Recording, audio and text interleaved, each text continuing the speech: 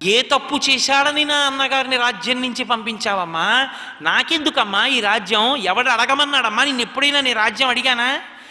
అమ్మా, చిట్ట చివరికి నువ్వు విధవయ్యావు, దశరథ మహారాజు గారిని చంపేశావు, తల్లివైపోయావు, లేకపోతే నిన్ను చంపేద్దునమ్మా అన్నాడు. నిజంగా ఏమి భాతృభక్తి, ఏమి ప్రేమ! అమ్మా అని ఒక కథ చెప్పాడు. అమ్మా, ఒకనొకనాడు కామధేనువు ఆకాశ మార్గంలో వెళ్ళిపోతోంది. ఒక గిత్త దూడని అది మొయ్యలేనంత, అది చెయ్యలేనంత పని చేయించడానికి ఒక రైతు దాని మెడ మీద కాడి పెట్టి కొడుతున్నాడు నడవమని. తన సంతతిలో ఉన్నటువంటి ఒక ఎద్దు పొందుతున్న బాధ చూసి ఆక్రోశించి పరిగెత్తింది కామధేనువు. అన్ని ఆవులు అన్ని దూడలు సంతతిగా ఉన్న కామధేనువు ఒక్క ఎద్దుకి బాధ కలిగితే తట్టుకోలేకపోయిందే.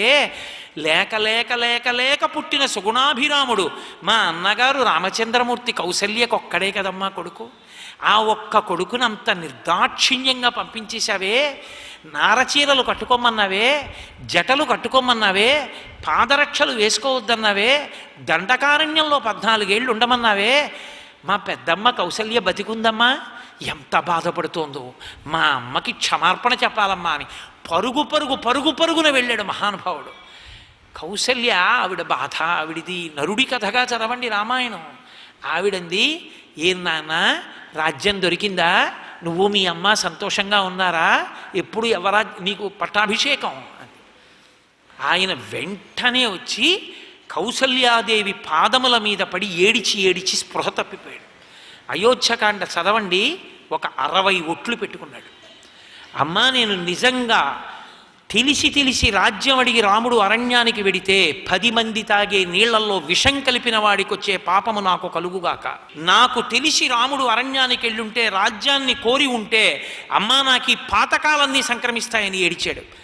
కౌసల్య చూసి తల్లడిల్లిపోయి తొడ మీద కూర్చోబెట్టుకుని, ఎందుకురా నాయన అంత ఏడుస్తావు, నాకు తెలుసురా నీ శీలం అంది. ఎంత తల్లడిల్లిపోయాడు, ఎన్ని అపవాదులు భరించాడు కాబట్టి భరతుడయ్యాడు. నాకు వద్దు ఈ రాజ్యం మహాప్రభో అని ఏడిచాడు మహానుభావుడు. అంత ఏడిస్తే వశిష్ఠ మహర్షి సభ తీర్చాడు, మంత్రులందరినీ కూర్చోబెట్టాడు. భరతుణ్ణి పిలిచి కూర్చోబెట్టి, మీ నాన్న దివంగతుడయ్యాడు, శరీరం విడిచిపెట్టాడు, రాజ్యం రాజు లేకుండా ఉండకూడదు, శరీరం విడిచిపెడుతూ మీ నాన్న రాజ్యాన్ని నీకు ఇచ్చాడు, రామలక్ష్మణులు అరణ్యవాసానికి వెళ్ళిపోయారు, కాబట్టి భరత ఈ రాజ్యం నువ్వు తీసుకో అన్నాడు. సర్వం శ్రీ ఉమామహేశ్వర పరబ్రహ్మార్పణమస్తు. స్వస్తి.